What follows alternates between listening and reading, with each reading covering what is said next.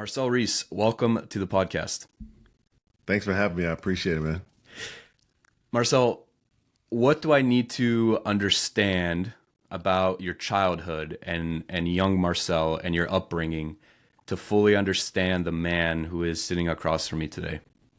Ooh, that's a great question. I guess I'll try and put it as simple as possible. In a nutshell, I would say that nothing ever came easy, but resilience and persistence was always the theme. Nothing came easy. What were some hardships that you had to go through? Honestly, as a kid, we didn't actually know there were hardships until we realized what some of the rest of the world were how they were living. And that's a testament to my mom um, and my dad. Really, there was six boys in the house, two sets of twins, two singles. We had two of our cousins who are individuals who we were locked in with. Felt like it was eight brothers all the time, and we wouldn't have had it any other way. And I say we wouldn't have known that they were really hardships because of the way we were brought up. Never heard my mom complain. Never heard my dad complain. And you know, the bare essentials, like we always had shoes on our feet. We didn't know where they came from. We didn't realize they were too big or too small, depending on which of the lineup of the brothers you were in. But we always had a Thanksgiving meal. It's So no, go yeah, so ahead. it's things so it's things like that that I would say you know the resilience was instilled in us by example, if you will, by the examples that we were watching, whether it was my mom and my grandmother, whether it was my dad. That resilience was kind of instilled in us at an early age by example. It's interesting because when I think of leadership and when I look at some leaders that I look up to, whether it's my parents certainly, or just entrepreneurs, athletes, I always the best leaders have this trait of being able to absorb stress, outside stress, and contain it within themselves and not pass it down to those quote unquote beneath them. So in your case, right, your parents, I'm sure if you were to ask them, they were like, listen, maybe they're going through some difficult financial times or family drama or whatnot, but that never got passed down to you and your Yeah. siblings, and you were protected from all of that, all of that stuff that your parents are going through. There's that funny meme.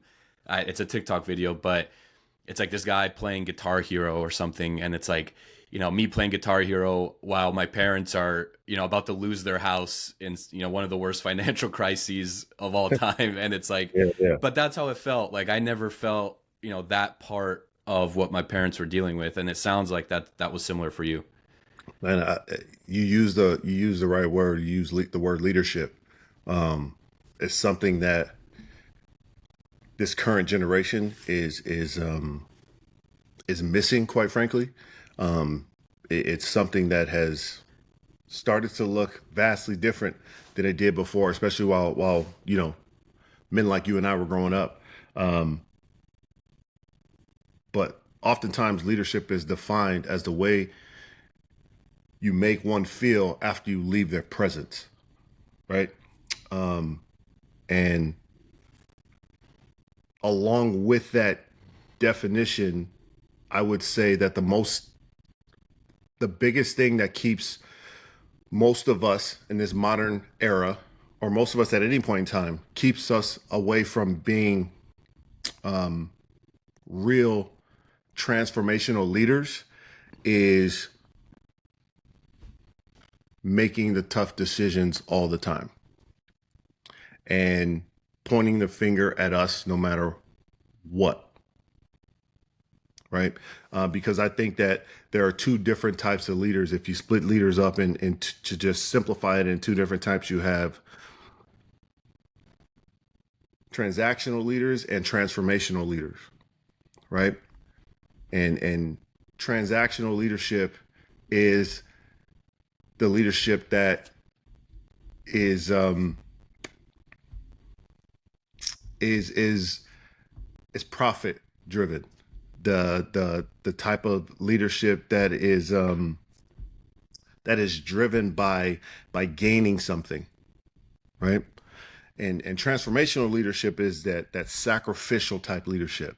And I believe that human nature doesn't want us to sacrifice. Our own human nature doesn't want us to sacrifice anything, doesn't want us to sacrifice blame, doesn't want to sacrifice our own profitability, doesn't want us to sacrifice our own growth. But that's what transactional leadership, that's what, excuse me, that's what transformative leadership is you are sacrificing yourself to be able to transform something into a greater good, if that makes sense to you.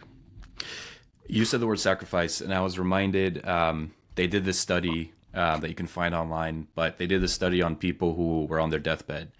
And it's pretty famous, but they asked them, what are 5 things that you wish you had done differently, or 5 things that maybe you regret from your life? And, they say, I wish I allowed myself to be happier. I wish I spent more time with my family. I wish I worked less, et cetera, et cetera. But one of the things that was interesting was that whenever they would talk about their life, these people that were on their deathbed, they would always bring up some of the harder times in their life, or times when they made sacrifices for others.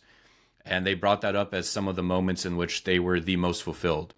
And so it's interesting, even, you and I, when we think back to our childhood, I don't necessarily remember every video game that I played, but I can tell you some of the quote unquote harder times, again, all relative, because there's certainly people who go through much worse.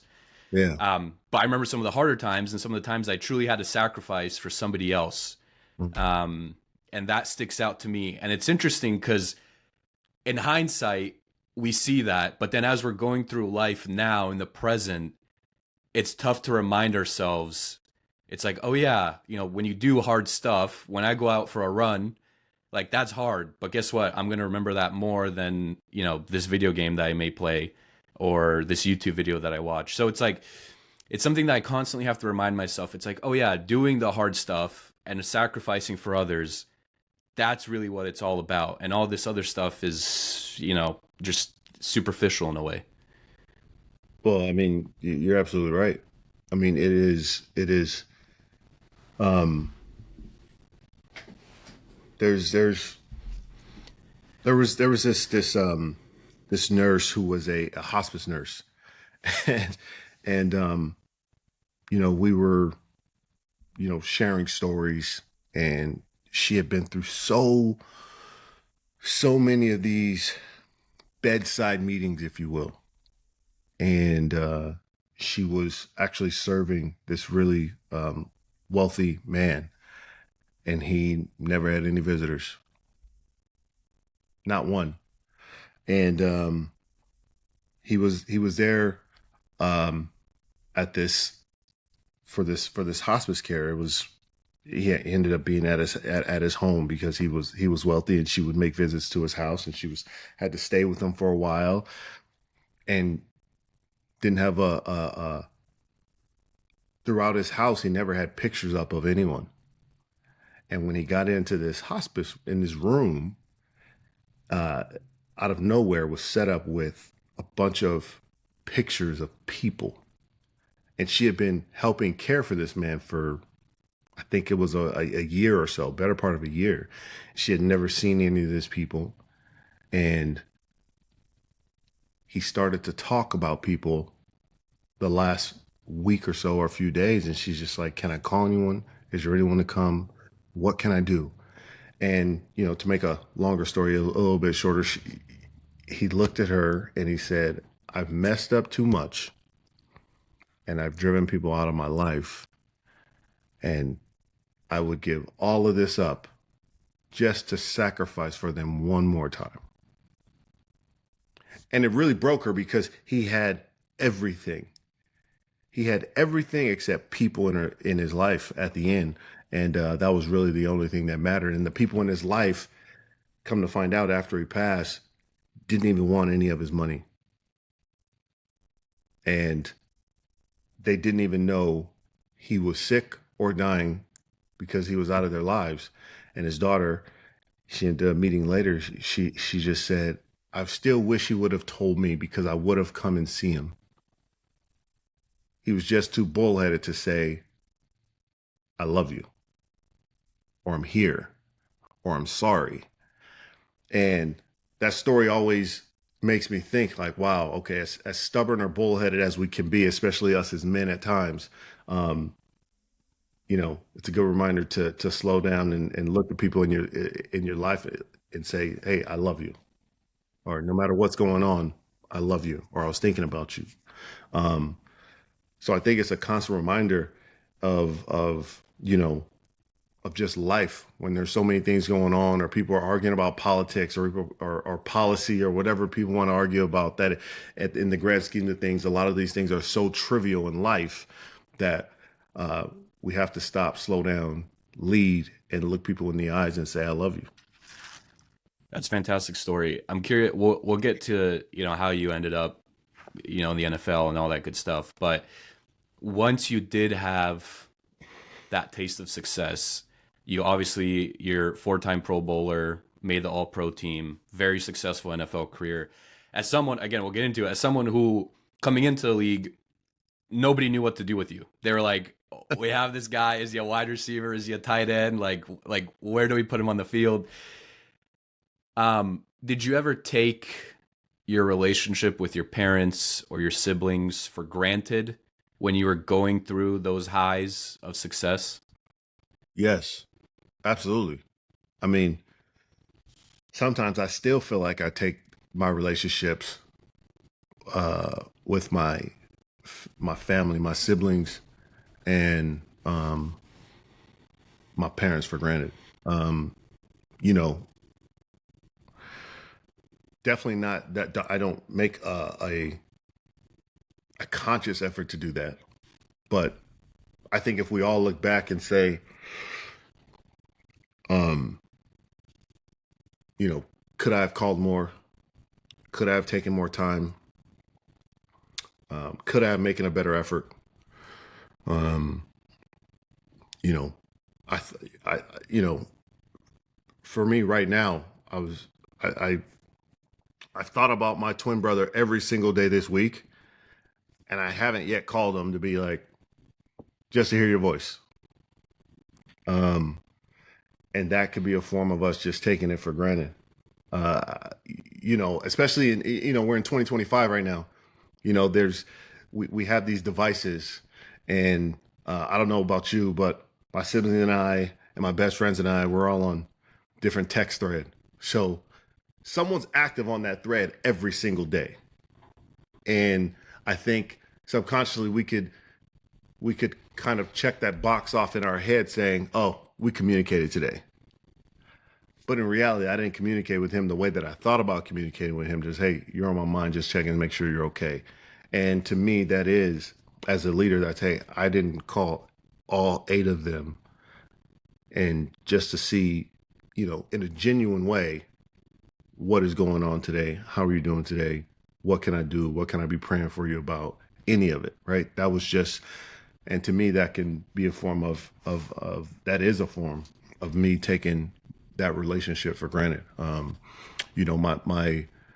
dad passed 2 years ago, coming up on 2 years in a couple weeks, and that right there, it shook our whole family. You know, the suddenness, the tragic nature in which it happened, um, and he was a natural introvert like myself, and we didn't have to talk every day. We didn't have to talk every week. I'll be honest, we didn't even have, sometimes we could go a couple months without actually hearing each other's voices. But every time we did, it was like we were together every single day. That is just the way that we connected, right? We can go a month without talking to each other, but you know, when he called and I picked up the phone on the first ring, or I called him and he picked up the phone on the first ring, it was like, Posh, you good? Yeah, I'm good, son. You need anything? No, hell no, I don't need anything. What you mean? Okay. It's just, you coming out? Can I see you next month?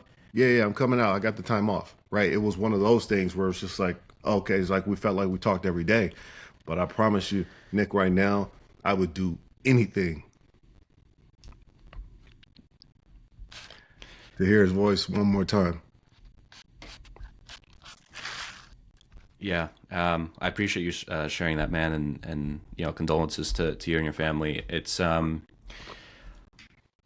sucks, man, because sometimes um, stuff like that happens, and you're reminded, to your point earlier, of how much everything else doesn't matter, and how Yeah. stupid all these things that we stress about on a daily basis really are. To your point, I never get into politics on this show, but politics is like one of those, you know, it's like if it's not number one, it's definitely number two, and like most like dumb things that people stress over. Yeah. Um, and when you think about, oh, I went on Twitter today, and I'm sure throughout your NFL career, you had people say, oh, Marcel sucks, or he had a terrible game, and whatever. Like you see comments like that, and Yeah. then Yeah. something happens, like losing a family member, especially someone who was as close to you as your father, and it just puts it all into perspective. Mm-hmm. And one thing which I don't know if maybe you've thought about this is like, how do we get that? Like, is there a way to get that perspective without having to go through something as terrible as losing a father or losing a family member? Ooh. There is. There obviously is. But I think that takes intentionality every single day. Because just like I just told a story about my dad and how it hits you really hard. But the question before that, when you asked about taking my relationships for granted, the answer was still yes. You know, I think that at times we can be self-absorbed and consumed with what's right in front of us at that time. And I just think it takes a conscious effort to really be locked into the bigger picture all the time. And you know, they say no one's perfect, and no one is perfect, and we're never going to knock it out of the park every single day. But I think that progress has to be the process, right? It's every day waking up and understanding that whatever whatever problem at work that you're looking out to tackle, or whatever is on that action item list for you to do that day, while important in its nature, not the most important thing in your life. And I think that we have these minute distractions that we make major. Whether it's, social media is a big thing right now, and I believe I think it's a fantastic tool, and I don't want to be this old guy sitting on a soapbox bashing on social media, but you know, I think that it takes a ton of time and effort out of our lives, and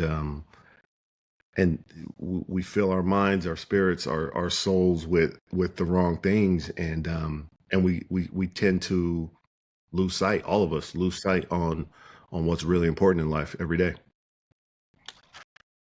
The older I get, the more I'm starting to realize that some of these sayings or mantras that people label as cliche are actually really true. Yeah, And I think almost like they're undervalued in a way because people just label them as cliche, like, oh, you know, whatever. Well, like one saying that comes to mind is you don't know what you have until you lose it. And until you actually go through something that you've lost, you truly don't understand how good you had it. health is obviously a big one where just waking up in the morning, body's not aching, nothing's hurting, mental health is there, I'm at Yeah. peace. Like that, if you just had that and nothing else, you would be in like the top 90% of people worldwide. Like you are arguably even in the top 1% of everyone who's living right now. Hmm. And I don't know. And you're right, because we often get consumed with what's in front of us. Oh, I have this podcast with Marcel today. After this, I'm going to go, I don't know, for a run. And then I have this thing, I need to send this email. And it's like, you forget to take a step back and be like, wait, like I'm healthy. Like, again, nothing's hurting. Um, so yeah, it's tough. I mean, I guess you could say that's part of life. Is if we always did have that perspective, then would we truly be going through life the right way? I don't know. The more you think about it, I think you can also think yourself into a rabbit hole, and then but You're right, and I think it comes down to to putting, I guess, putting things in perspective, right? Where you can appreciate something, but you can still strive for something, right? You can um, you can be content but not settle, right? And once when I transitioned from an athlete to a businessman, it was more so about I constantly had the question, right? Are we trying to um, are we trying to drive revenue? Are we trying to give back? And so many people look at things like either or. And I would stop in these boardrooms and stand at the head of the table and say, we're not going to look at it as either or, but both and, right? I'm going to be content, but I'm not going to settle, right? I am going to appreciate what I have, but then strive for something greater every single day, right? How can I not go from either or, but say I'm going to have both and do it the right way? we're skipping ahead in your timeline here. But I'm curious, when you transitioned from the NFL to the business side of things. And for those unaware, you were the senior advisor to the owner and president of the Raiders. You then get promoted to chief people officer, and then you became senior vice president, chief of staff. Did you? How was your confidence level during that transition, and then also in the role? And did you ever feel like people didn't respect you in any way because you were an NFL athlete first? Like, did you feel like you had to prove yourself in these rooms? I always feel like I have to prove myself. But I wouldn't necessarily put that onus on the people that were surrounding me. I put that onus on myself, and having that little chip on my shoulder all the time, no matter what I did. Yeah, there's always going to be doubt from people on the outside, but that's why I don't, and we shouldn't consume ourselves with the what people think about us. Misery loves company, right?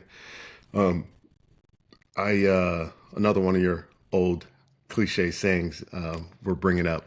Uh, at the time, it was kind of a a weird parallel to what my NFL career was, right? Um, it started off where, you know, to your point, where not a lot of people believed in me, but I had one man that believed in me unbelievably, and it was Al Davis, and he believed in me, and he gave me a chance to prove myself, not only uh, to myself but to the world, and I did that. And then later on in the business side of things, I did have someone who believed in me, who knew how smart I was, who knew how innovative I could be, and knew what type of leadership capabilities that I had. And that was Mark. His last name just so happened to be Davis as well, right? And they came from the same family. So when he believed in me and knew that I could be successful and and do it the right way, different than the way others have done it, but be wildly successful and lead a large group of people. And I did it, and we did it right, and we did it successfully. Um, and it's crazy that parallel was there because, you know, in my 10 years of playing, at about year 5 or so, I decided to have a shift in my thought process, and it's really something that helped shift the pendulum to the right way. Where for me, I was no longer I lived so long trying to prove doubters wrong, whether it was junior college and then college at University of Washington in Seattle, and then coming into the NFL in my first 3 4 years. It was proving everyone wrong. I could do this, I could do this, I could do this. And then it's like, wait, I am trying to prove all these people wrong. How about I just prove the people who believe in me right? Now all of a sudden I start to play with, and I have a chip on my shoulder still, but instead of playing with a chip on my shoulder and playing angry, I play on a chip on my shoulder with pure joy. And now I have fun with the game that I love again. And that's what helped me have fun in business, because I was steady proving the people who believed in me right instead of proving others wrong, because I was gaining the same result, but I was happier and joyful throughout the process. That's a really great reframe. I've never thought about that. And my follow up question was going to be, how did you keep? Because a lot of people struggle with self doubt, but I think where it becomes an issue is when the self doubt starts impacting your performance. And that is also a big problem for a lot of people, where they doubt themselves to the point where when they go out to perform, it affects their performance. They don't perform as well, and then it reinforces the self doubt because you're like, okay, well, see, like, your inner voice is like, hey, see, like, you do suck, like, you're right, like, you're terrible. Yeah, yeah.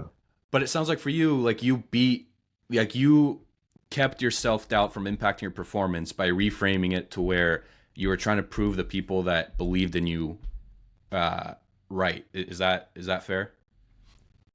I mean, yeah. I mean, well, that's definitely one way to say it. But for me, you know, when my faith has me operate everything under supreme confidence, right?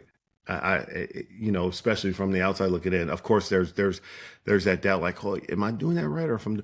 But I know that even if I screw up, all right, I'm going to come back and figure out how to do it the right way, if that makes sense. And also, as a leader, I was never leaning on just myself alone. You surround yourself with, Mark Davis has this saying, and I know it's an old saying, but, the one thing is, what you don't know is what you don't know, right? So in turn, you surround yourself with people who know what you don't know, and you lean on them and you empower them to make decisions. And, as a leader, you build leaders. And I had, just like I had unbelievable teammates in my locker room, I had unbelievable people with whom I worked with as an executive, operating as a COO of the Raiders or chief strategy officer, what have you. I was surrounded by amazing, amazing people, and that was the pleasure of actually leading. What's your why? And I ask you because you alluded to a little bit, but so you played 2 years at junior college. You then go to UW. You Yeah, have, which I think, I haven't fact checked this. I think it's still the longest play in UW history from scrimmage, 98 yards. You go that is. undrafted. That is a fact. Okay, so 98 yards, longest play ever in UW history. You then go undrafted. You get picked up by the Dolphins. You get cut from the Dolphins. So like you go through all these trials and tribulations, and I have to assume that your why was strong enough, or maybe it was something else that kept you motivated and kept you pushing through. I mean, like I said, I am a faithful man. I love Jesus, and it was playing football was so fun. It wasn't. It's not my identity. It's not how I define myself. Um, it was a tool for me, and honestly, like I said, the way that I grew up, a lot of people when if you're a rookie in the NFL and you get cut, you know, that can be considered, quite frankly, the most trying time in someone's life, right? That can that can shake people. Um, we just had the draft, and if big story of someone sliding in the draft, right? And it's like, wow, what are they gonna do now? That wasn't where we predicted him to go. And if you allow those thoughts to define the entire scenario or situation, you're like, man, my life is over, right? But if you look at it and it's in the grand scheme of things and in the big picture, like we talked about and referenced earlier, it actually doesn't mean anything. It just doesn't. It doesn't mean anything because the good you can easily make the good outweigh the bad. And I just think that you know I I have a pastor friend who's his name is Francis Chan. He is an unbelievable human being, a fantastic leader, and he's often told this story. And every time I hear it when he speaks to different places, I am always moved by it, even though I know the story. But he'll take a piece of string, and if the string is about 3 feet long, it's a white string, a rope, right rope, if you will, and he'll have black tape. If it's 3 feet long, he'll have black tape about a foot a foot down, and he'll hold it and he'll say, if your life is this long, but say it's the draft is just this little piece of tape. Does that define the entire rope? I mean, if you think about that image, you're saying, okay, no matter what you're going through, even if it is the most troubling time in your life thus far, is that actually going to define me? You know, not to get too deep here, but I think about the crazy numbers of, teenage suicide.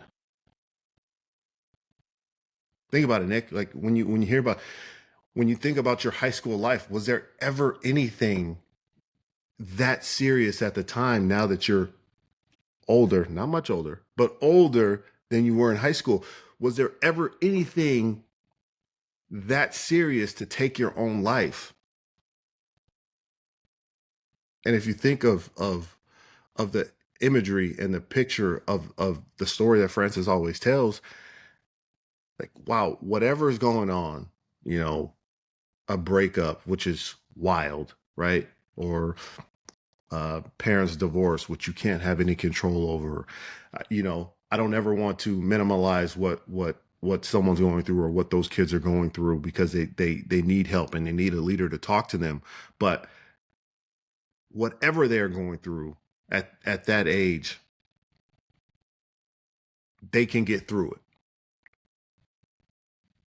And for me, going back to your original question, I remember at one point in time, um, I was struggling with something in my rookie year, and I was just like, this coach is crazy, and I did something that was really kind of out of character, not out of character in that setting, and there was someone who I often say saved my life at that time, and it was Willie Brown, old man Willie, Blue Go, if we call him. He was an unbelievable football player.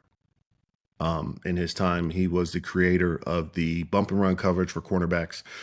Famously wore number 24 for the Raiders. Was a flat out nightmare to everyone they went up against. Tough as all nails. His team was unbelievable.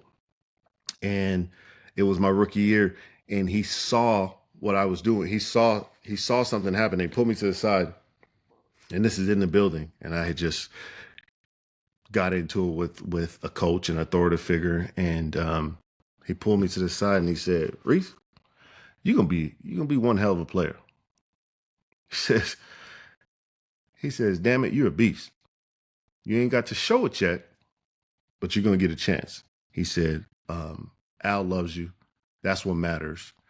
And what you're about to do right now, something like that can ruin your life in the place that you are." And he says, "Be the leader you're supposed to be." And after that short conversation, we had some much longer conversations. And Willie's stories and leadership saved my life at that time. So what I felt disrespected for about when someone said to me, it wasn't that serious. It was just my secular pride taking control of my emotions, getting ready to ruin my life over nothing. So to your point, like it wasn't just me who got me through the hard times of being in the NFL. But once I thought about what Willie was saying, I realized that no one could ever say anything or do anything to me in the world of football that was harder than what I had to go through in my life to get to where I was. And when I put that in perspective, it allowed me to be freer. It allowed me to take whatever someone's saying negative as criticism. And if I needed to fix it, fix it. If I didn't, they could take those comments to themselves. Yeah. Do you, so I want to go back to your point of teenage suicide is certainly, unfortunately, I think kind of an effect of just a lot of kids and a lot of people growing up without leaders and without people to turn to for advice. Do you think that that's the root cause of why it seems, and especially suicide amongst men, is on the rise? Yeah.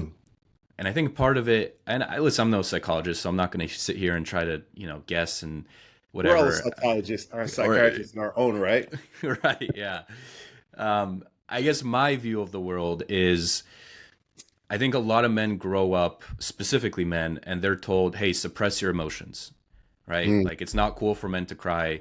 It's not cool for yeah. men to show too much love, Yeah. right? Like suppress your emotions. And I think for men, that is particularly dangerous Mm-hmm. because those suppressed emotions can come out in a multitude of very negative ways at some point during that man's life. Yeah. And so the last guest I had on the podcast, he works with a bunch of basketball teams, and he's essentially a team psychologist in a Mm-hmm. way, performance coach.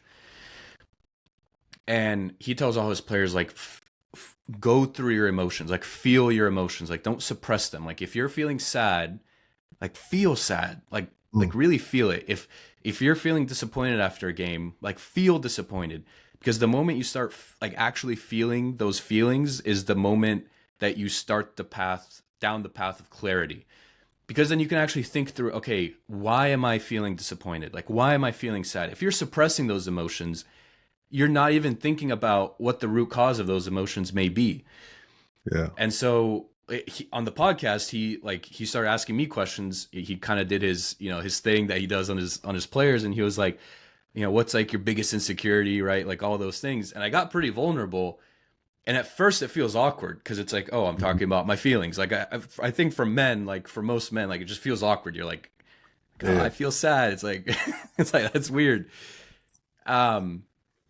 So I don't know. I don't know if you have thoughts on that. I just think that like I don't know. I feel like it's a pretty big issue amongst men, and I don't know if that's just society or culture or like where we're at currently, but I just think that feeling your emotions is not feminine in any way and should not be viewed that way. Yeah, there's definitely something to that.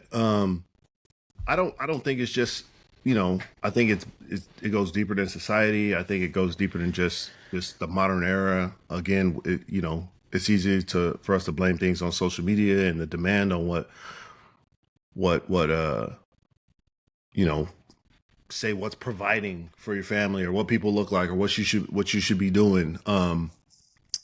Like I said, I think I think, man, and again, I think it does,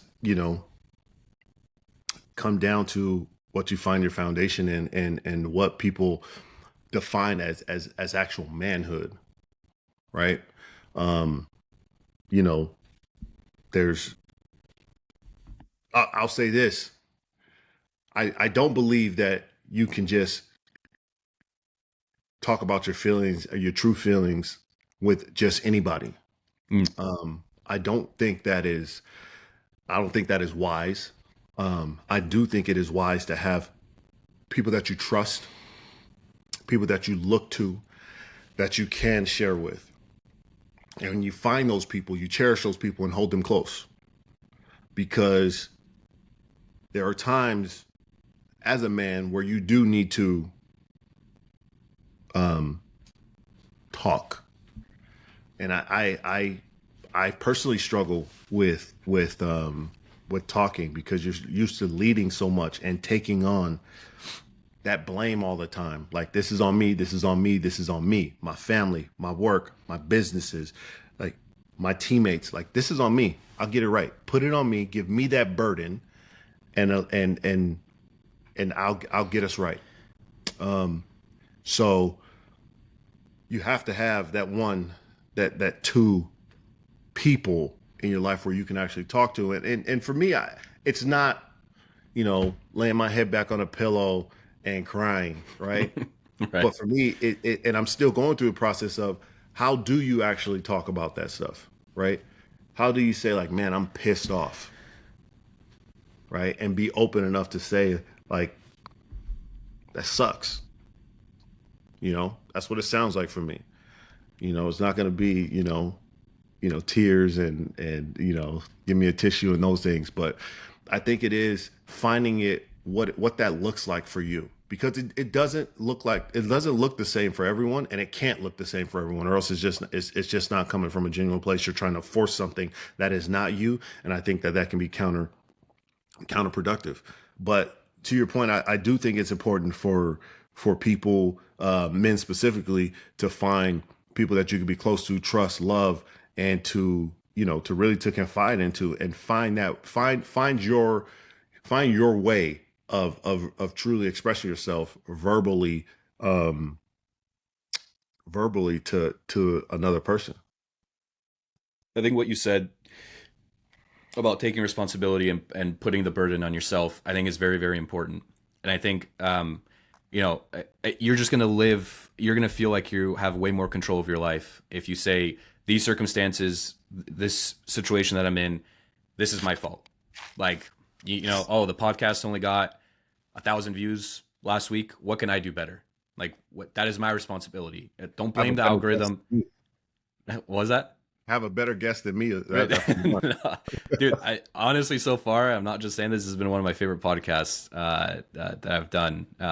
It's been awesome talking to you. But it's like take that responsibility. Like, what can I do better? Because that's just a growth mindset. And I'm sure you as a player too, it's like you have a bad game. It would be so easy to be like, well, if the ref didn't call that holding, I would have had the 30-yard run, and my stats would look better. But then you don't think about all the ways in which, okay, the 3-yard run that I had could have been a 15-yard run if I had done this better. Mm-hmm. And then the holding call wouldn't even matter in the end, right? Like that doesn't even matter. So I just think if you want to grow, if you want to become better, taking responsibility and saying, I got this, I could have done better in this situation, here's what I'm going to do next time. Again, playing in the NFL goes without saying, vastly different than podcasting. But it's like, okay, could I have put a better thumbnail? Could the title have been better? Could, if I had edited this clip in this manner, like, could it have done better on Instagram? So, like, you're just going to grow more if you take on that mindset. 100%. And I would even take it a step further and say, not only will you grow more, But if you take that mindset in front of the people that you are leading, you help them grow as well. Because you're actively showing them that example of what it looks like to lead. And when you have a family, when you have a team, when you have a company, you don't want to be the only leader. Good leaders make leaders, not followers. So when you show them that example and they go off back into their little silos of whatever department they're on, position they're on, kids go to school, wife goes to work or with her friends. Now they're also leading in those silos because you've shown them the example of true leadership. And I think that's the biggest thing. We stop thinking about just ourselves and we think about everyone else as well, right? In front of you, I'm taking the burden. And then in turn, I'm taking that burden. I'm also teaching you how to be better at your position and what you're doing in your role. And then you're going to take that outside and be a leader wherever you are. So now our entire community that we have built is built on the same foundation because it starts with me. So now my kids are leading their friends. I don't have to worry about what's happening because their leadership is taken from me. My wife is leading her friends. I don't have to worry about what they're doing because her leadership is taken from me. Right? My teammates, now when the O-line goes back to their room, my center is leading and I don't have to worry about how he's leading because it's taken from me. In the big room, it came from me. So in the small room, it's coming from him. And I think that think about that.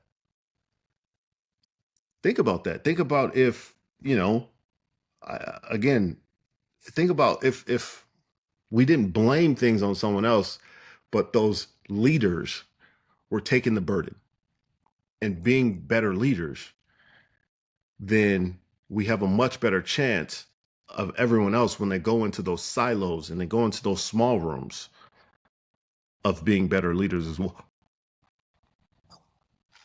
Tied into this topic of leadership, I hate to bring up the stat, but I need to bring it up. Raiders, I actually didn't know this. Raiders were the only team in the league to not have a single winning season from 03 to 2015. You get there in 08. And I'm always curious. I'll tie it back into leadership, but first, maybe surface level question. As a player, when you go to an organization like the Raiders, who have had turmoil and who have not won a playoff game in 20 something years. Again, as a 49ers fan, this brings me great joy, but in all seriousness, like as a player, when you go to an organization like that, like, do you think most players, they're like, oh shit, I'm going to the Raiders, it's dysfunctional?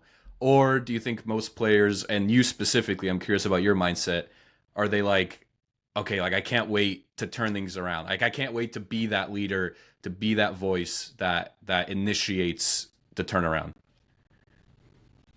That's a great question. I'm going to lead off by saying this. I've always said this. This is 100% serious, true, and factual. Anyone that has played football at a high level, anyone, they have at some point in their time dreamt of putting on that silver helmet and black jersey. You're laughing, I'm smiling, but I am dead serious to you. There's something about the Tell mystique. us why. There's something about the mystique. There was something about the tradition. There was something about Al Davis.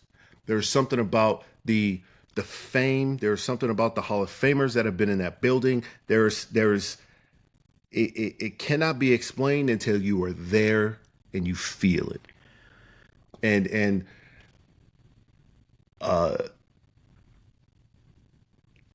there's something about the fan base of the Raider Nation that every player wants to be a part of because it cannot be duplicated.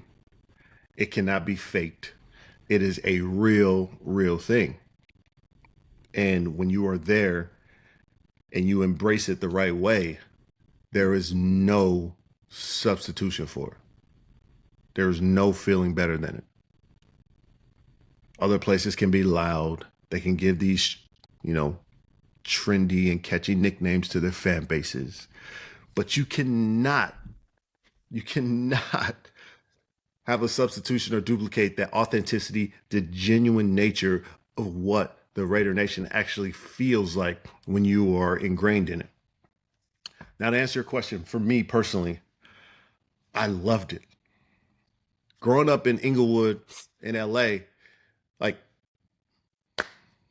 we couldn't wear Raiders paraphernalia in school because it was considered gang related, right? That's the era of Inglewood and LA that I grew up in. Um, you know, NWA was wearing it and they were the hardest things out, right? It's the best colorway, the best uniforms, it's everything, right? So I loved it. I didn't look at records. It didn't matter because again, you talk about those old cliche sayings. Perception becomes reality. And when you talk to a Raider fan, they don't tell you that we were 7-9 or 8-8. They tell you how much they love the Raiders. Again, it's the type of leader that Al Davis was. I told you a definition of leadership is, how do you feel when I leave you?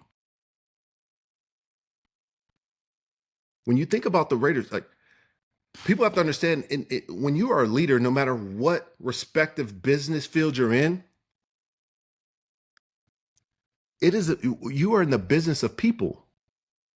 Something that Al Davis understood to the furthest extent. Those are the lessons that help me being a businessman right now. How do you make people feel? So think about it. When you think about why you are unfortunately a 49er fan, right?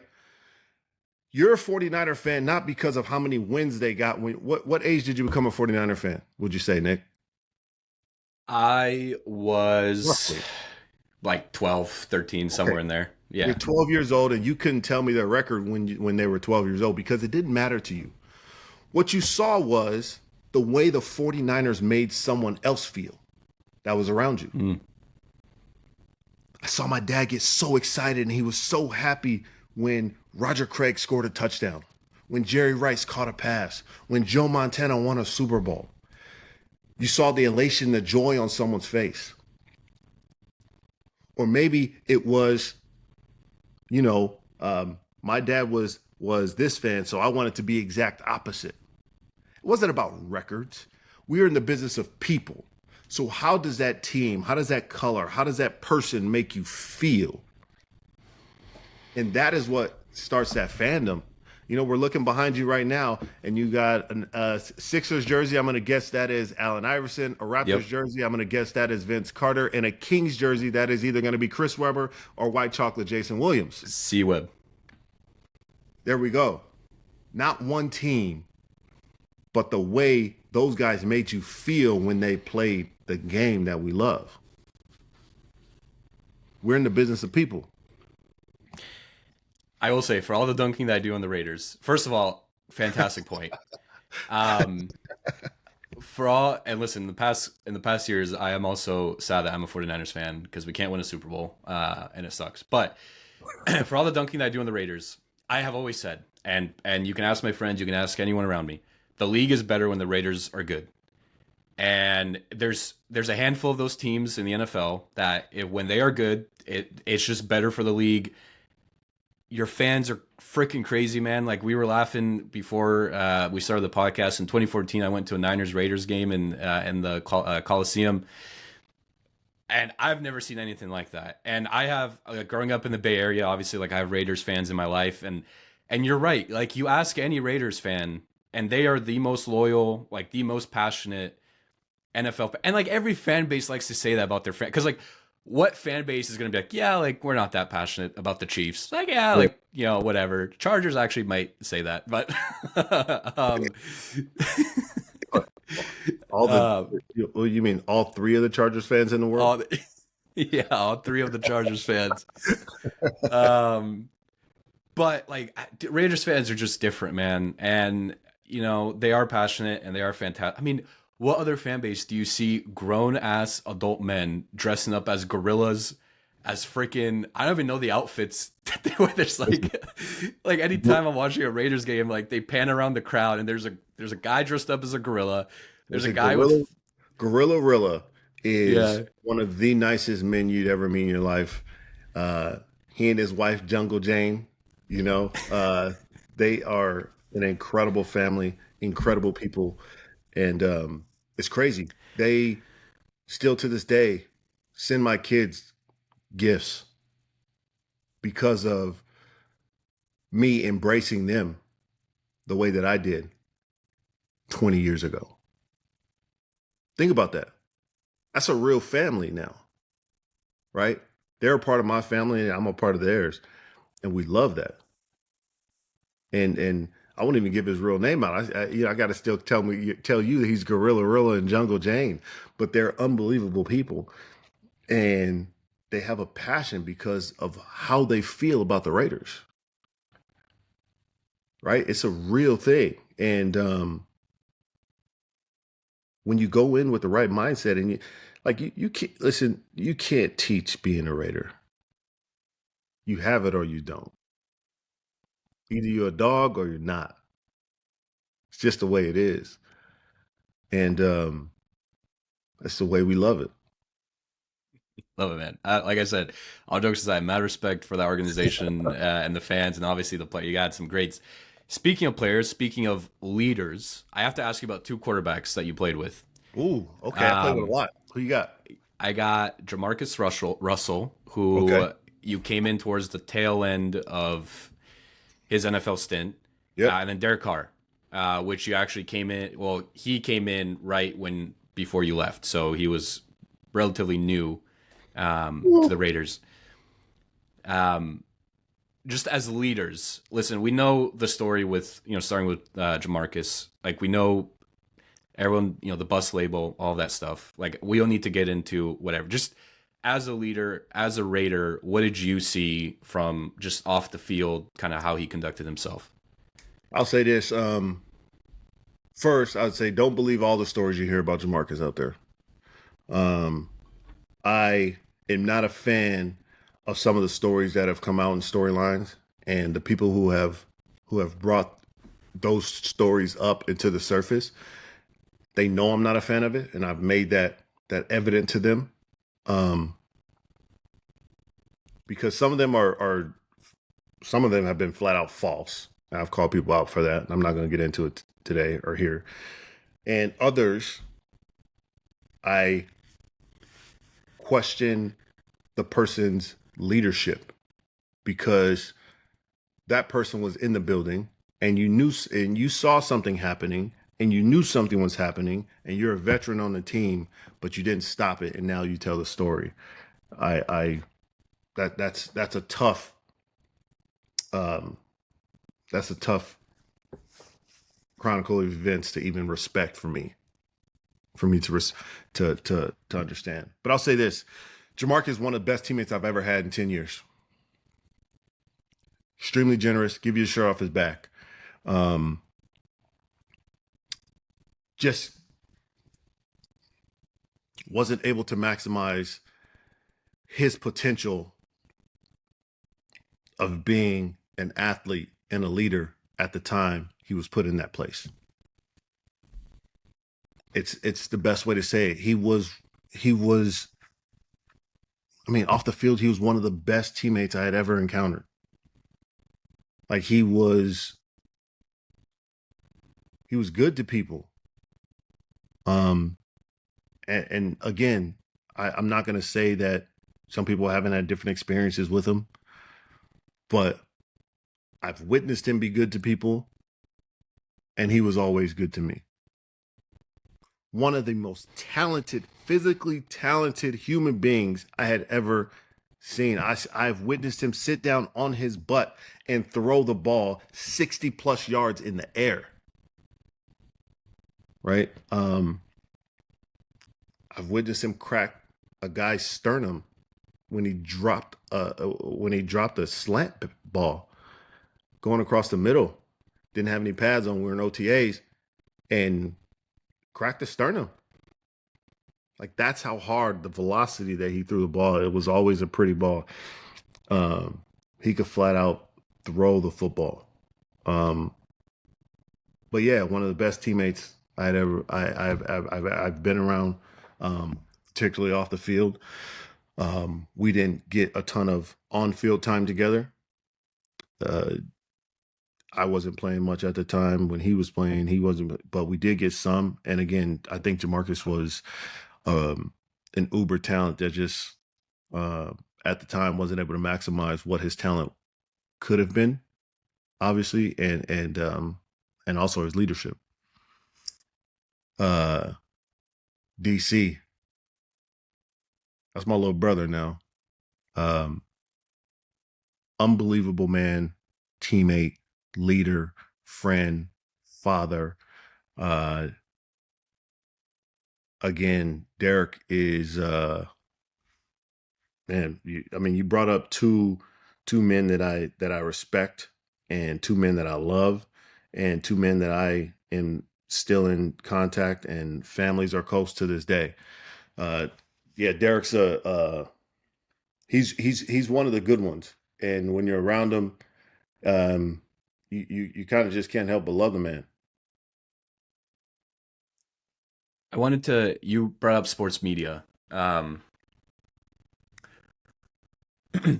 What do you think most, how do you think most, we'll stick with NFL athletes specifically, view sports media? And this is not trying to be clickbaity in any way. I'm really curious because as fans, right? Like as a fan, I see what certain people write about certain players. Mm-hmm. And especially when it comes from a, source that is usually, has a good reputation, it's tough not to take certain stories and attribute, truth to them. Yeah. But like as athletes, like what happened in that locker room. Like you heard the conversations, like you were there. So whatever Mm-hmm. sport, whatever this outlet wants to write about you specifically or another teammate, maybe they weren't there for the full conversation. Maybe they didn't know what was said behind closed doors. Just in general, like, what is that relationship like? Do you think that there's ways to improve it? Like just general thoughts. Um, I think it's different for different. I think it's very circumstantial on a lot of individuals. I think that could be individualized because some guys take advantage of it and other guys don't. Um, I think there can always be there. I think there's always room for improvement because when it comes down to it, just like anything else, when you're dealing with humans, everyone's not in the business for the same reason. Everyone doesn't have the same heart. Everyone's not always. Some people are going after negative headlines. Some people are going after clickbait. It's what this world is right now. Um, and to that point, maybe I think that even some consumers and fans, they're not looking for true stories and transformational stories to be told. Um, you know, even in your world, right? The podcasts that get the most attention are the ones that are most controversial. The ones that sometimes highlight negativity, right? Um, you know, not talking about leadership or not talking about faith or not talking about you know having a stronger mind and doing those things. Sometimes those things aren't what is popular and not they're not what's the driving force to success right now. Yeah, that's very true. And it's always a balance, right? Even in the podcasting world, it's like, okay, Yeah. how do I balance true, honest conversations with, maybe like a hot take here and there to keep it spicy. So Provocative, right? Keeps the people provocative. going. Yeah. um, and the reason I ask, man, is because, and this leads me a couple more questions, and we'll close out because I want to be respectful of your time. There was an article written about you, um, and the title of the article was, I think it was back in 2016. It was published, "The Player That Never Made Sense." And a quote from said article is, "Marcel Reece had perhaps the strangest career of any man to ever lace up cleats and set foot on an NFL field."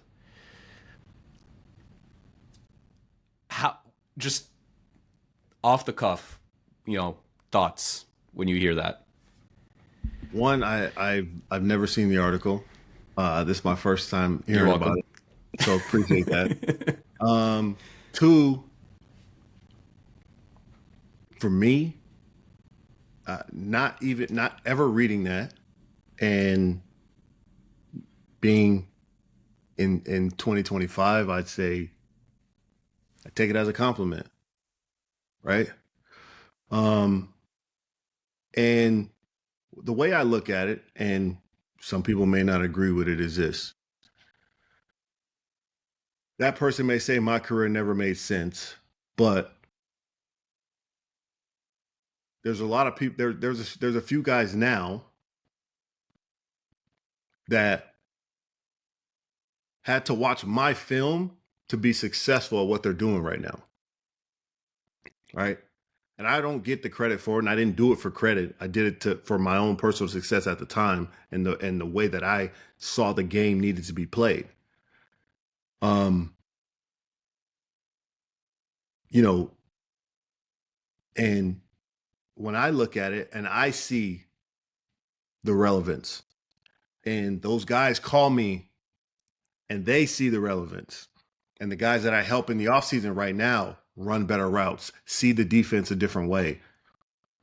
There's a lot of people in history who are legends now that at the time when they were doing something, it didn't make sense to the masses. So, so for me, I take it as a compliment, no matter how many negative things they say. Who's the writer again? Hey, man, you say it doesn't affect you, so No. I'm just playing. Well, I was about to cut you off because the player that comes to mind as a 49ers fan is Kyle Juszczyk. Like that immediately, like obviously you guys have different skill sets, but just a fullback that's able to come out of the backfield, that's able to catch passes, kind of the Swiss Army knife, can block, can run. Like that is like maybe Kyle. I listen, Kyle Juszczyk. I'm not trying to insinuate anything, Ask but who's checking about it. maybe Juszczyk never happens if you don't pave that road. Do you think Trey Young happens if Steph Curry didn't?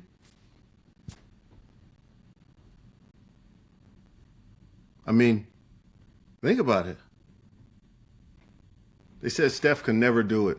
He's at Davidson. It'll never work. Too small, too frail, shoots too many threes. Okay. Right? Like someone has to be that guy. I take it as a compliment that someone thinks it was me. Even though they're not on the same page with me, take it as a compliment. I love it, man. Yeah. Well, if one day I'm lucky enough to have Juszczyk on the pod, I'll be like, listen. So Kyle, crazy. I had Marcel on the podcast, and he told me that he is the sole reason you're successful in the NFL. It's crazy. It's crazy. I know, but that's what he said. So, yeah, man. Thanks for that. I'll pass on the message. I'm just playing. Now, Kyle's a great player. He is incredibly intelligent, has a high football IQ, and a lot of people have made that.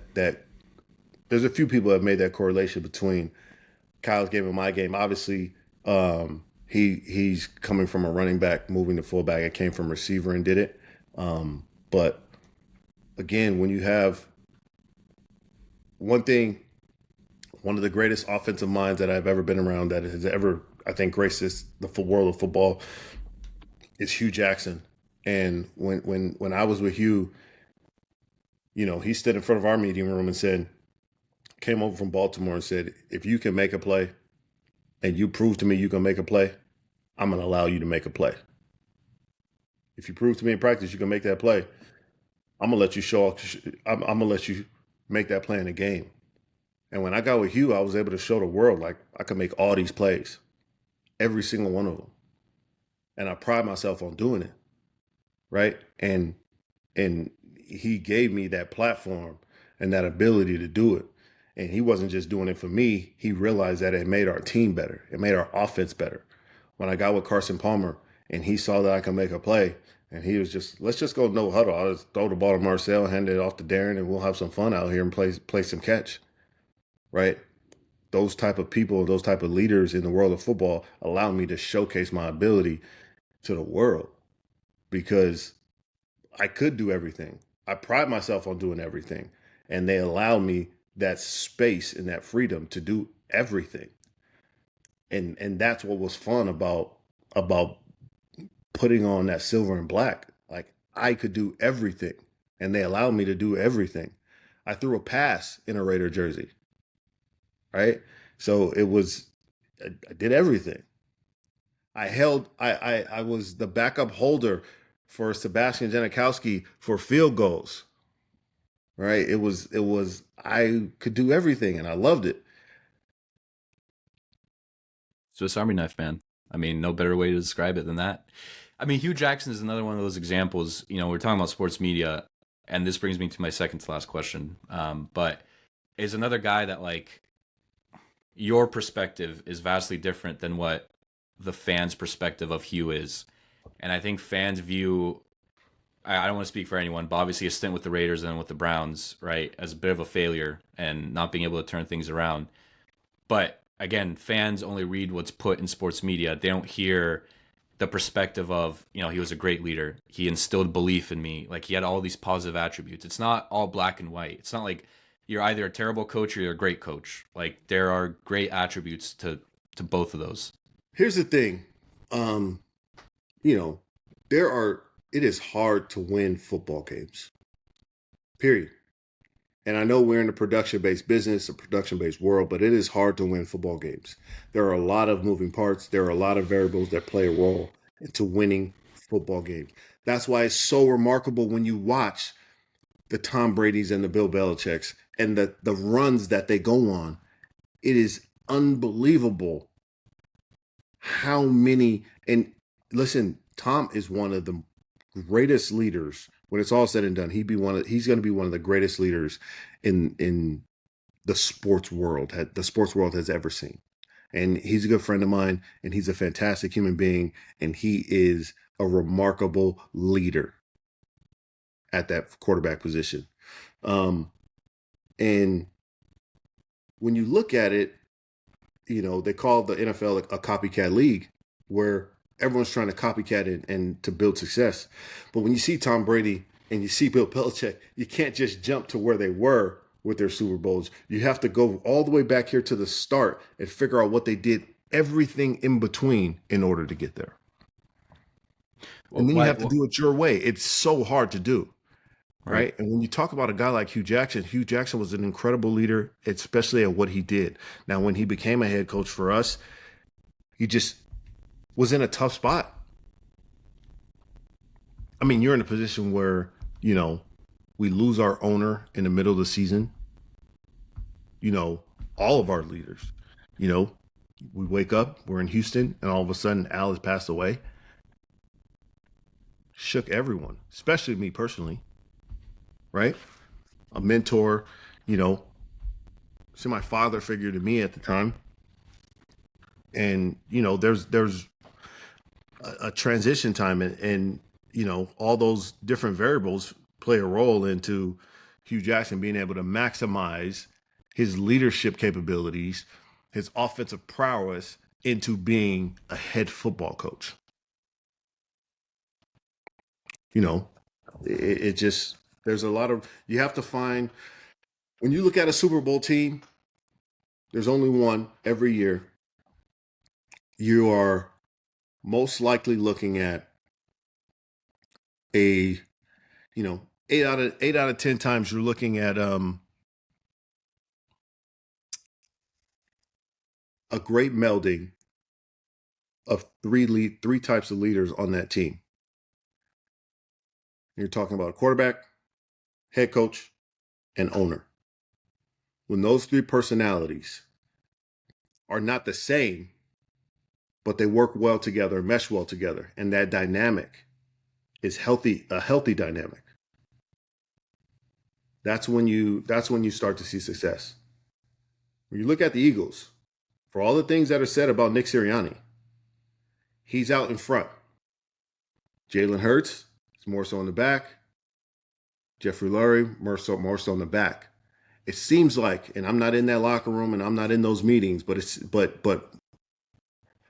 from someone who can recognize leadership, okay, those three personalities mesh well together.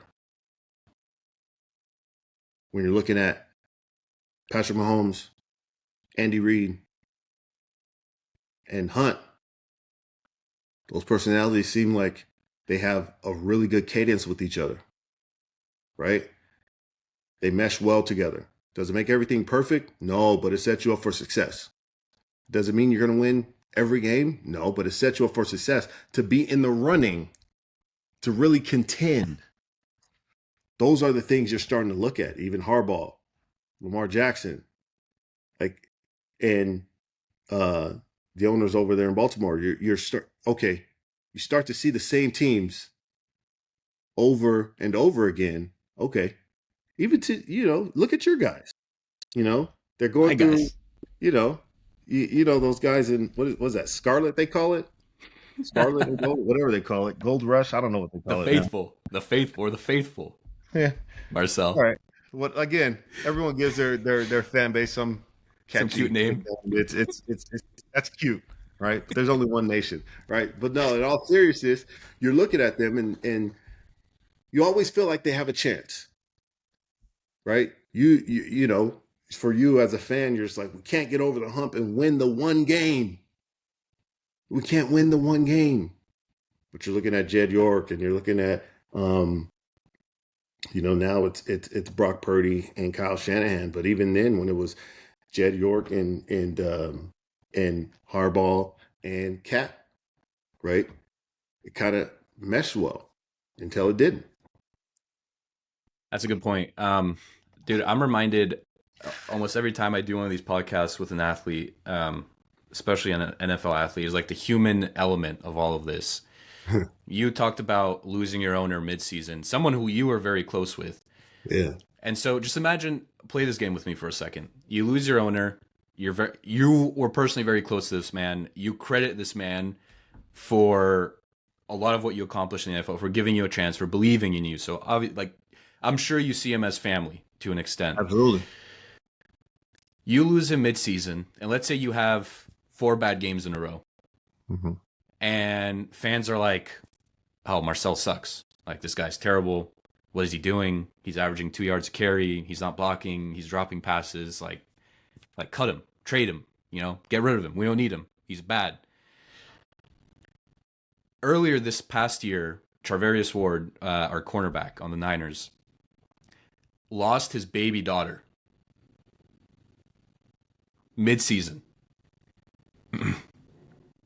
I'm literally getting goosebumps right now just thinking about it. Yep. I am not a father. You are a father. Yeah. So you may resonate with this more than I can, but I certainly resonate to an extent of what it must feel like losing not only a child, but a baby, right? And after that, you could tell he was just not himself, and he was not playing the way that fans, his team, everyone expected him to play. But nobody knew that he lost his daughter. So as fans, I'm sitting there, and I was guilty of this 100%. And I'm sitting there, and I'm like, dude, what's wrong with Mooney Ward? He's getting beat. He can't cover slants. Meanwhile, he's going through what will probably end up being one of the hardest things he's ever had to go through. And I bring that up because that, I imagine, you were in the locker rooms, you were there. That happens so much more often than we as fans think. And we just, you know? So the whole point of this is to remind myself and remind everyone, like, listen, these NFL players that play for your team that you want so desperately to win, like, guess what? They're humans too, man. And they go through loss and they go through tough times just like everyone else. Hey, Nick, you're right. And I would even take it further than just, NFL players. I would say people in general. Yep. Think about the leaders in your lives, your boss, everyone out there listening. Your boss is going through something that you don't know that he or she is going through. So again, I'm a man of faith, and that's where my foundation and identity comes from. So we always say, that Jesus is love. So we lead with love and grace, right? Everyone needs grace. We have to give grace to people because we need grace in ourselves. And if we're leading with grace, we're not judging someone by the way they react to something or the way they perform right away. But to your point, I mean, they're athletes are very, in this generation specifically, are very easy to dehumanize. Whether it's perfect way to describe it, by the way. That's the word I was looking for. Yep. Whether it's again, social media or the presence of social media or sports media, which we hit on a little earlier. I mean, we saw everyone saw the situation with Stephen A. Smith and LeBron James a couple months ago, right? LeBron only reacts like that because he felt like he and his family were dehumanized by the media and by him, and he goes into protection mode, right? Because I am a human and I'm a father before I'm a basketball player, right? Or even, I mean, think about something I've never done, but fantasy football. Yeah. The first word is fantasy, meaning not real. But we get people who will crush someone and become extremely personal about it over fantasy football. Real quick, I don't want to get into it, but I mean, sports betting is like... Sports betting. It is, I mean, we have grown men and women attacking and threatening college kids over sports betting. And it's been a problem forever. I mean, 100 years ago, they were, it was on the street, and now we're looking at it where it's happening online, and there's just more access to people, and it's a growing problem. We are attacking kids now. We're talking, this could be a 17, 18-year-old kid that you got a grown man that's just like, I put my life savings on you and you let me down. Well, no, this kid is playing a game that he is still learning how to play. So again, it's easy to dehumanize athletes nowadays for so many reasons, and sports betting is another one that is low hanging fruit. Yeah, that's why I started this podcast, man, to try and in any way that I can try to reverse at least some of that and prove to people that, like, yeah, Marcel may have dropped the pass, but guess what? Marcel is also a human, and here's his life story, here's his experiences, here's what he's been through. Not that we need to prove any of that to anyone, but again, to remind people that you're a living, breathing human, not a robot. But Marcel didn't drop many passes, though. Yeah, I did. Hypothetical. It was a hypothetical. Dude, I keep saying last two questions. I promise last two we're done. Thank you. You've graced us with so much time already. The last one's a fun one because I have Rashad Jennings coming on the podcast next week, and I know you guys are teammates for a little bit. Okay. I need to after this question, I need to figure out why you had that reaction. I don't know if that's a good or a bad thing. Maybe I should reschedule. Rashad's a good man. Yeah. You said Tom personally. Yeah. And we have watched the videos. He's done interviews. We understand his greatness. We understand his leadership. People always debate Brady or Belichick, who's more responsible for the Patriots' success. That debate is endless, I feel like. Just knowing Tom personally. Yeah. Cliche question, but what makes Tom so great? And is there something that maybe we don't realize? I think everyone realizes the drive that Tom has. I think that Tom's leadership is underspoken, underrated. However great of a leader you think Tom is, he's 2 times better than that.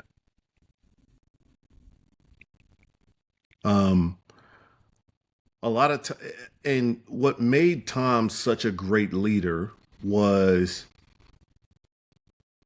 his ability to transform his own leadership. The greatest leaders in the world lead every person different, and Tom was able to do that in 53 different ways to everyone in that locker room. A lot of quarterbacks focus on their receivers. Some quarterbacks focus on their tight ends. Some quarterbacks focus on their running backs. You see it every year with the, cool gifts and the fun gifts that quarterbacks give out to their old linemen and things like that. Tom led all the time. Tom leads right now. Tom is an exceptional leader, and he's an underrated leader. When it's all said and done and people really start to find out, because people really never know until someone's been retired 5, 6, 10 years, and you start to get stories coming out. But obviously the Super Bowls speak for themselves, but Tom's leadership is wildly underrated. Wildly underrated. Love it. That's a good perspective. Yeah, I mean, I'm a huge, obviously, goes without saying, huge Tom guy. And just listening to him talk and listening to the way he describes things is very beneficial. You learn a lot from listening to the way he talks. Marcel, last question. Obviously mentioned Rashad coming on the show, and I thought it'd be fun to ask you how your teammates would describe you. And then next week, I'm going to ask Rashad how you would describe Marcel, and I'll see if those two are close. How Rashad would describe me? Or just teammates in general. It doesn't have to be Rashad specifically. People will probably describe me as different because I try to lead people different. How Rashad would describe me. Rashad's probably going to try to come up with something eccentric to say. So Rashad will probably say, I'm going to go with, if it was one word, I'm going to say diversified. And when you talk to him, once you bring up that word, you watch the reaction on his face. Okay. No, Rashad's a good football player. Rashad's a good guy. Rashad was always fun to be around, right? Rashad keeps people on their toes. Not talking about the twinkle toes he used on Dancing with the Stars, but yeah, he, you can also ask him why where he came up with his touchdown celebration later on in his career. Where he came up with this. All right. Yeah. What door is he going through? I'm going to be writing all this down. Listen, this is all going in an interview. I'm going to be like, listen, Rashad, I think Marcel was making fun of your Dancing with the Stars career. Wasn't 100% sure. Can you respond to the allegations? It was successful, though. It was successful. I'm proud of Rashad. Rashad's doing really well. Proud of him. Nah, can't wait to have him. I always remember him on those Giants teams with Eli. And I always remember the number 23. That for some reason that's just like always etched in my mind. Speaking of fantasy, pretty sure I had him on my fantasy team at one point, so maybe that's why. Marcel, dude, I can't thank you enough for your time today. This has been an amazing conversation for me, and I've learned a ton from you. You're obviously a very high IQ individual. You've accomplished a lot already, and you're continuing to accomplish a lot. Can't wait to follow your journey, man, and see where it all takes you. But before we sign off, I do need to ask, where can people find you and more of your work? You know what? People can find me. They can find me on Instagram, on Twitter at Reece 45. And I serve on the Big Ten Network and help them out a bit. But I'm never too hard to find.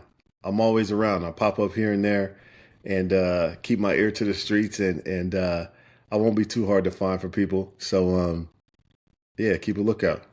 We got to do another. I was stalking your Instagram. You used to do the meet and greets in the Bay Area. Obviously, when you were with the Raider, not the meet and greet, but like the signing events All the man, or all the whatever. Yeah. time, man. I love the Bay. Again, Raider Nation, they they serve us, and I always took it serious to serve them. That's something that Al also taught me. But yeah, man, I love the nation. They keep us going, and they pump the blood in our veins. So um, yeah, I'm always around, man. Come to the Bay Area, jump around on the West Coast everywhere. So, don't be a stranger. I appreciate you having me on. This is fun. When you've done a lot of these, you always want to make sure the next one is a fun one, and this is a fun one, man. I appreciate you. Proud of what you're doing. Um, you know, keep keep trying to do the right things for the right reasons, and you'll get exactly what you're looking for. No, I appreciate that, man. That means more than you know. Dude, thanks again for coming on. Appreciate the time, and I'm sure we'll stay in touch. I appreciate you, man. Thanks, Nick.